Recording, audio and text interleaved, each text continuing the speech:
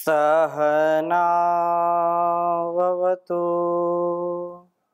सहनौ भुनक्तु सह वीर्यं करवावहै तेजस्विनावधीतमस्तु मा विद्विषावहै। ओम शांति शांति शांति। वेदो अखिलो धर्म मूलम। वेद सब सत्य विद्याओं का पुस्तक है। वेद का पढ़ना, पढ़ाना, सुनना, सुनाना तथा अपने आचरण में लाना हम सबका परम कर्तव्य है, श्रेष्ठ जनों का परम कर्तव्य है।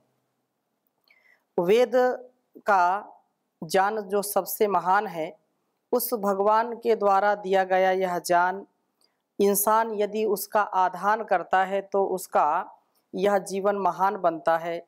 और जिस व्यक्ति का जीवन महान होता है वही दूसरों को भी महान बनाने का सामर्थ्य रखता है। जो स्वयं प्रकाशित होता वही दूसरों को प्रकाश से युक्त कर सकता है। जो स्वयं अंधकार में है, जिसका जीवन स्वयं अच्छे मार्ग में नहीं है, जो अपने जीवन में पवित्रता से, सच्चरित्रता से नहीं जी पा रहा अपना जीवन, तो दूसरों को भी वह सुधार नहीं सकता है। लोग पहले ही बोल देते हैं कि पहले अपने आप को देखिए। तो हम अपने जीवन के लिए, दिव्यता के लिए सभी प्रकार से उत्तम बने और उस ब्रह्म को प्राप्त हो। ब्रह्म भक्ति से, उस ईश्वर की भक्ति से, माता पिता गुरु आचार्य से जो शिक्षा हमको मिलती है उसको आत्मसात करने वाले हम बने। इससे विरुद्ध कोई आचरण ना करें। तो बहुत ही सुंदर आज का वेद मंत्र है। 163वें सूक्त के 13वें मंत्र का स्वाध्याय हम करेंगे। ये ऋग्वेद के हम प्रथम मंडल का स्वाध्याय कर रहे हैं, जिसमें 163वें सूक्त में 13वां मंत्र आया है। मैं इसको पहले लिख देता हूँ, फिर चर्चा करता हूँ आपके बीच में। ओम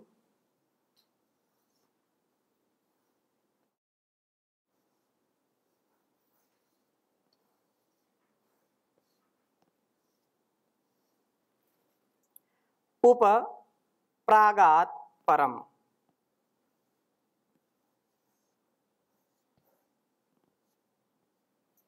उप प्रागात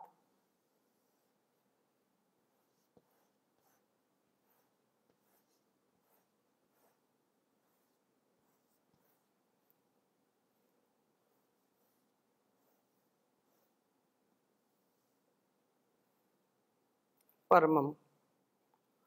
प्रागात परमम यत् सधस्थमर्वाम।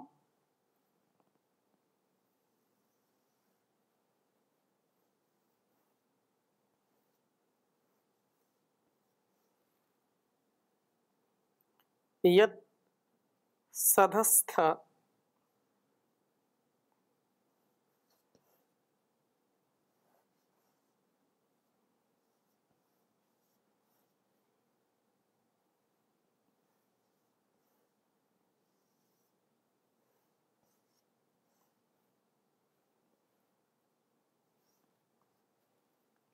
यत् सधस्थम अर्वाम अच्छा पितरम मातरम च।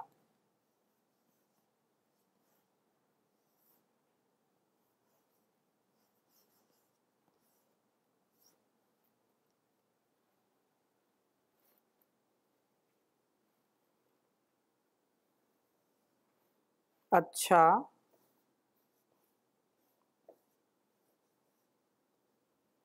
पितरम मातरम च।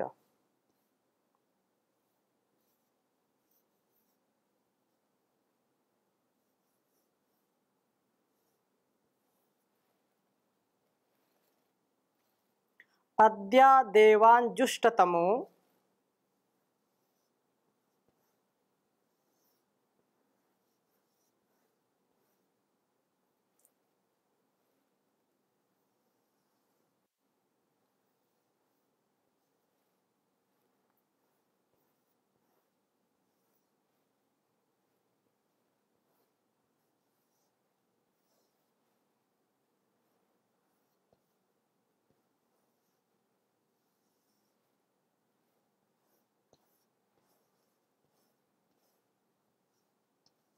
जुष्टतमो हि गम्या।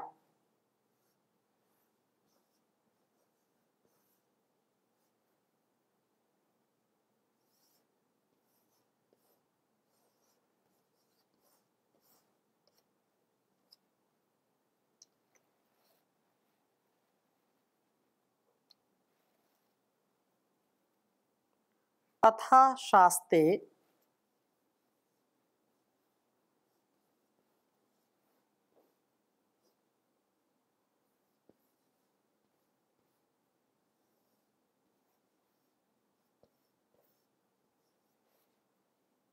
दाशुषे वार्याणि।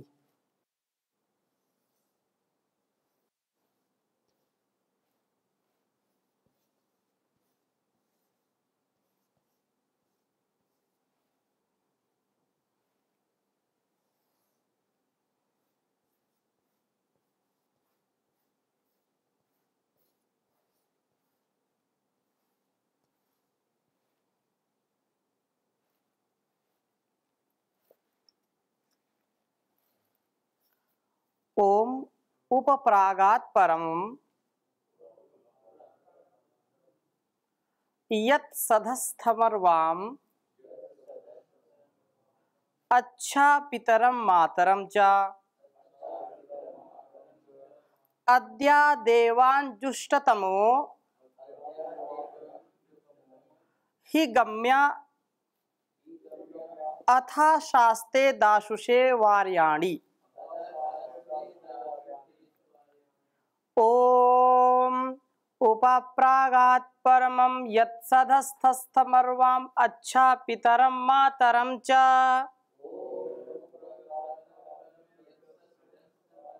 अच्छा पितरम मातरम अद्या देवांजुष्टतमो हि गम्या अथा शास्ते दाशुषे वार्याणि।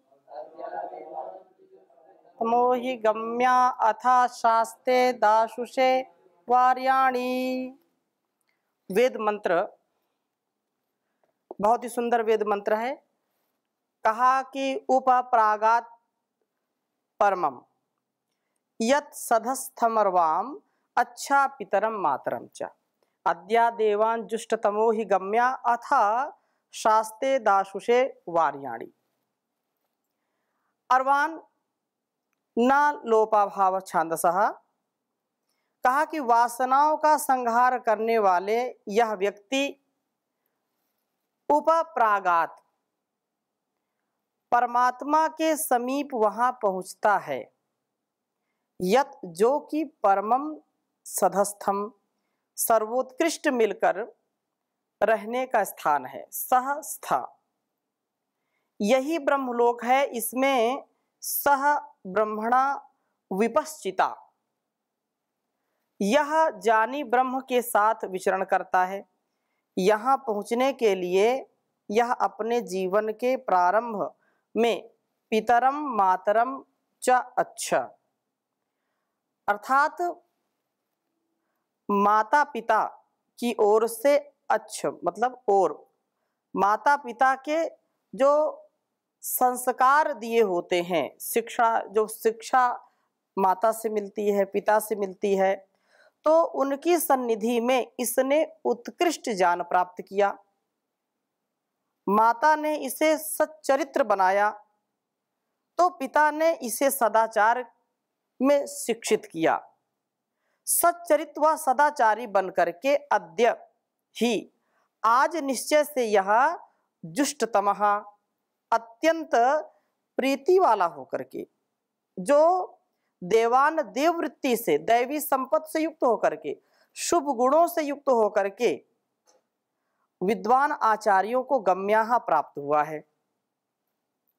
अथ अब आचार्य भी दाशुषे इस अपने प्रति अर्पण वाला, अपने प्रति अर्पण करने वाले विद्यार्थी के लिए वार्याणि जो वर्णीय ज्ञानों को आशास्ते अर्थात चाहता है।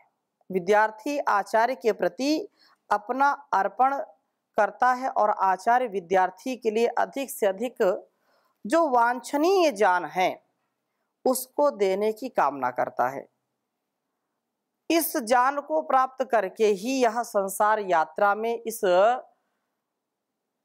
भवसागर में यात्रा को सुंदरता पूर्वक पूर्ण करता है और अपने इस वास्तविक घर ब्रह्मलोक में पहुंचने वाला बनेगा।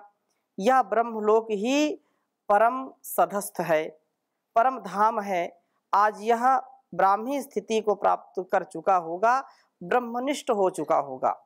तो ये जो वेद मंत्र है, इसमें हमको यह शिक्षा मिलती है कि माता के शिक्षणालय में सच्चरित्र, वे संतानें धन्य हैं जो बाल्यकाल से, यूं कहें तो गर्भावस्था से ही माँ के द्वारा संस्कारित किए जाते हैं।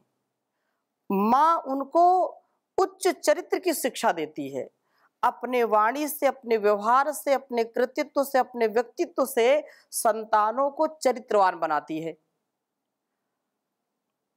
किसी भी कारणवश उन संतानों से आप पूछिए या उनकी कभी मनोदशा देखिए, उनके स्वभाव में देखिए, जिनकी छत्र छाया, जिस संतान की जो छत्र छाया है, माँ की जो छाया है, वो बचपन में ही छूट जाती है या बचपन में ही जिसको माँ का आसरा नहीं मिल पाता है, उन संतानों में और जो माता पिता से संस्कारित संतानें, उनमें बहुत अंतर होता है।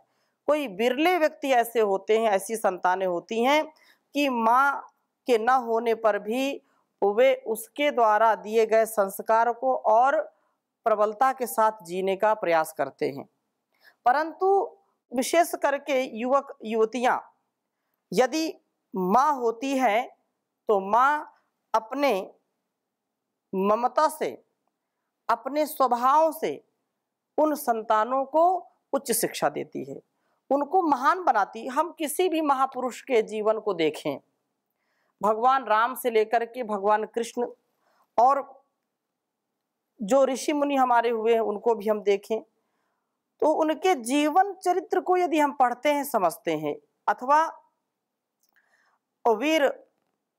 वीरांगनाओं के जीवन में भी देखें, तो माता का जो सबसे बड़ा योगदान होता है अपनी संतानों के निर्माण में, उनको चरित्र की शिक्षा दे करके उनके उत्साह को कई गुना बढ़ा देती है। और जिन संतानों में बचपन से ही दुश्चरित्रता आ जाती है, वो उनका आत्मबल भी कभी स्थिर नहीं होता, आत्मबल उनका गिर जाता है, टूट जाता है और शरीर भी उनका हृष्ट पुष्ट नहीं होता है।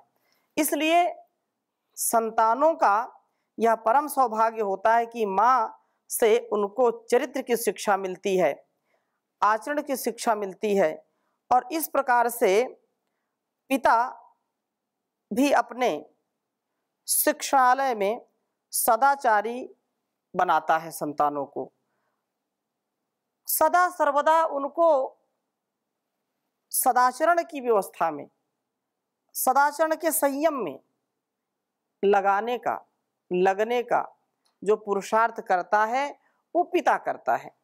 पिता का यह उत्तरदायित्व होता है कि संतानों को कभी भी स्वार्थ की भट्टी में स्वयं को भस्म ना कर दे। स्वार्थ यदि है भी तो वह दूसरों के उपकार को स्वीकार करते हुए हो। मनुष्य का जीवन यही है कि स्वयं भी वो प्रकाशित हो, दूसरों को प्रकाशित करे, स्वयं भी ऐसे आचरण से युक्त हो जो उसके और उसके संबंधी, उसके समाज और उसके राष्ट्र के लिए कल्याणकारी हो। यदि ऐसा नहीं हो पाता है तो निसंदेह है वो स्वयं भी दुखी रहता है, एक पल के लिए भी उसको सुख नहीं मिलता, उसके जीवन में उत्साह नहीं आता है और उसके अंग संग भी जो लोग रहते हैं वो भी उससे पीड़ित रहते हैं, दुखी रहते हैं। तो जो उच्च चरित्र का व्यक्तित्व होता है वो अपने माँ से सच्चरित्रता और पिता से सदाचारी बनने का सामर्थ्य प्राप्त करता है।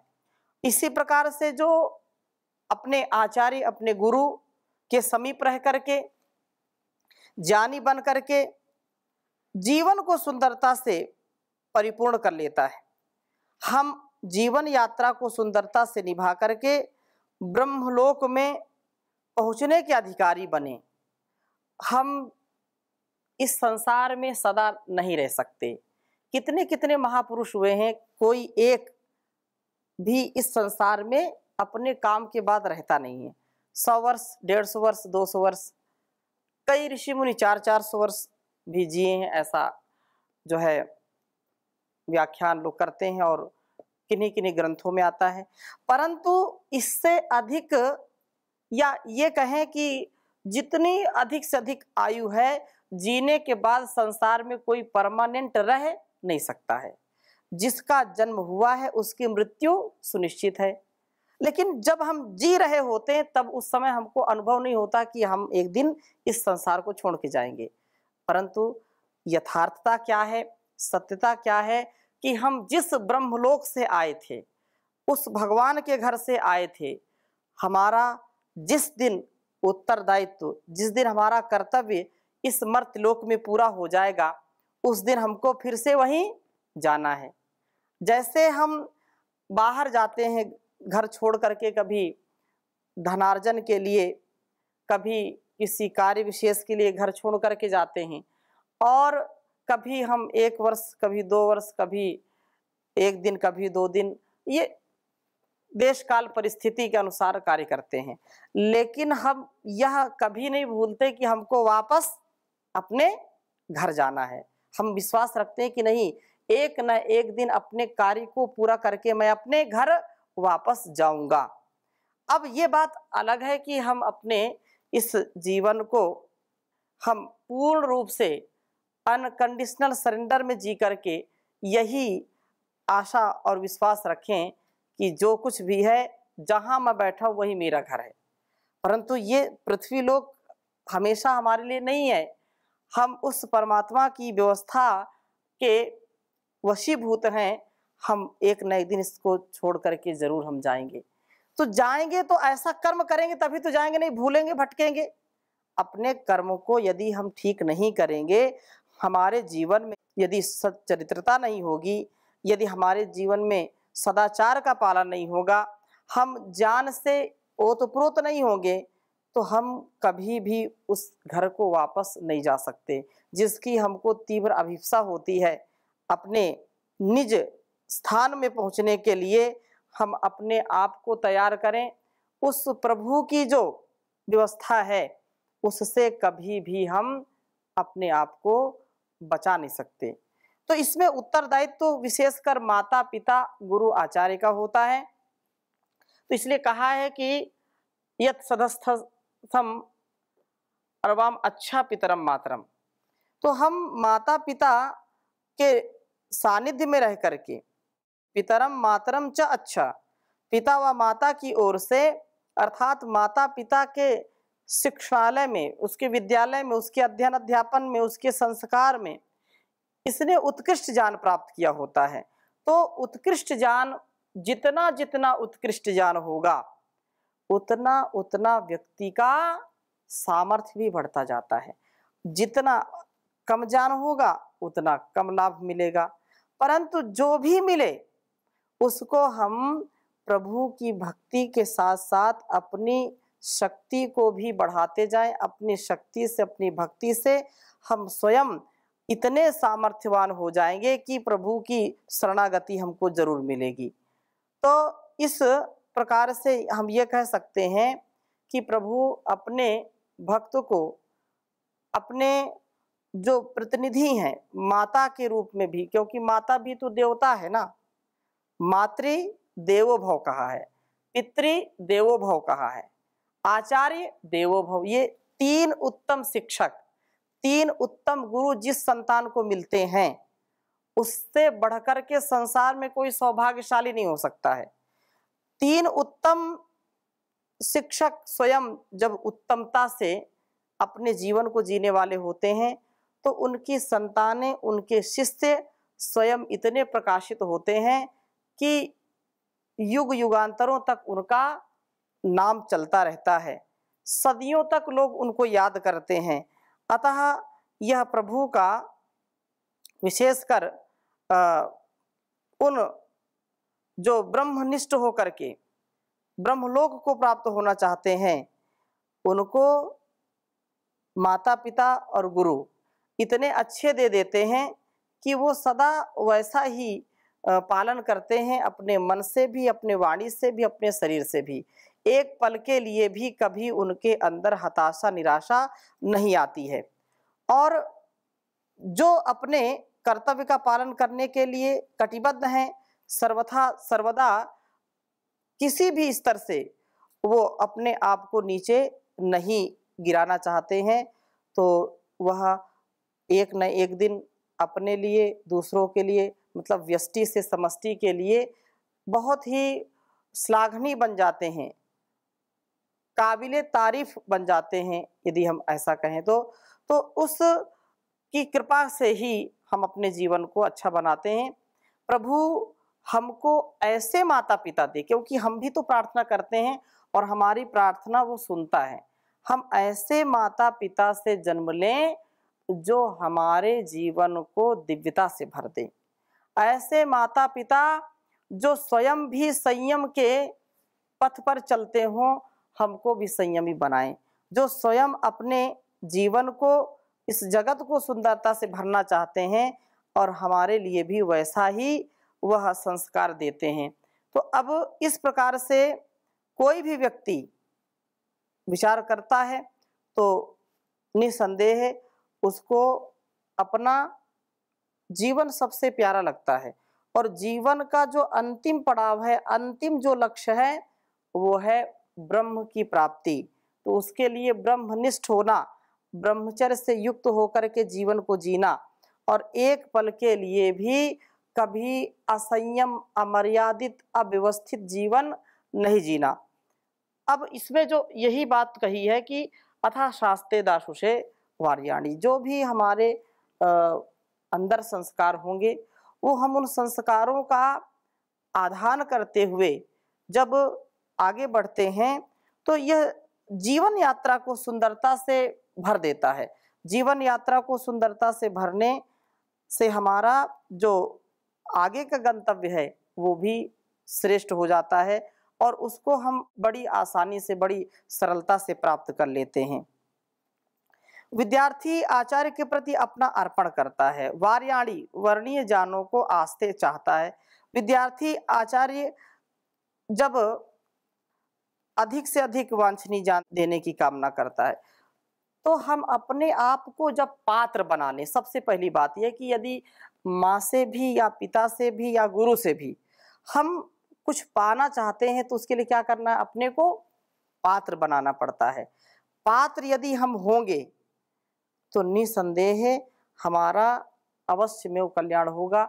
हमको फिर इतना मिलेगा, इतना मिलेगा कि हम ये कह देते हैं कि फिर मेरी झोली छोटी पड़ गई रे, इतना दिया मेरे दाता।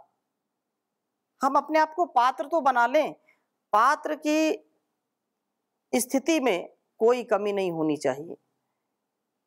अपने सभी के लिए हम तन से, मन से, वचन से, अपने गुणकर्म स्वभाव से इसको अच्छा बनाएं और अपने दिनचर्या का पालन करते रहें। किसी भी प्रकार से अपने आप को पतित ना होने दें। प्रभात से उठ करके उस ईश्वर का, माता पिता, गुरु, आचार्य का प्रणाम करना और उनको कभी भी दुखी न करना। इसलिए कहा है कि परमात्मा की भक्ति के साथ उसको नमस्ते करना, नमस्कार करना, स्तुति, प्रार्थना, उपासना करना, क्योंकि वही हमको मंगलमय जीवन और हर प्रकार की दिव्यता से भर देता है। प्रभु की भक्ति में कहा, नमस्कार भगवन तुम्हें भक्तों का बारंबार हो, श्रद्धा रूपी भेंट हमारी मंगलमय स्वीकार हो। तुम कण कण में बसे हुए हो, तुम में जगत समाया है। तिनका हो चाहे पर्वत हो, सभी तुम्हारी माया है। तुम दुनिया में हर प्राणी के जीवन के आधार हो। नमस्कार भगवन तुम्हें, भक्तों का बारंबार हो। सबके सच्चे पिता तुम ही हो, तुम ही जगत की माता हो। भाई बंधु सखा सहायक, रक्षक पोषक दाता हो। चींटी से लेकर हाथी तक, सबके सृजनहार हो। नमस्कार भगवन तुम्हें, भक्तों का बारंबार हो। तूफानों से घिरे पथिक प्रभु, तुम ही एक सहारा हो। डगमग डगमग नैया डोले, तुम ही नाथ किनारा हो। तुम केवट हो इस नैया के, और तुम ही पतवार हो। श्रद्धा रूपी भेंट हमारी, मंगलमय स्वीकार हो। नमस्कार भगवन तुम्हें, भक्तों का बारंबार हो। भक्तों का बारंबार हो। ओम शांति शांति शांति।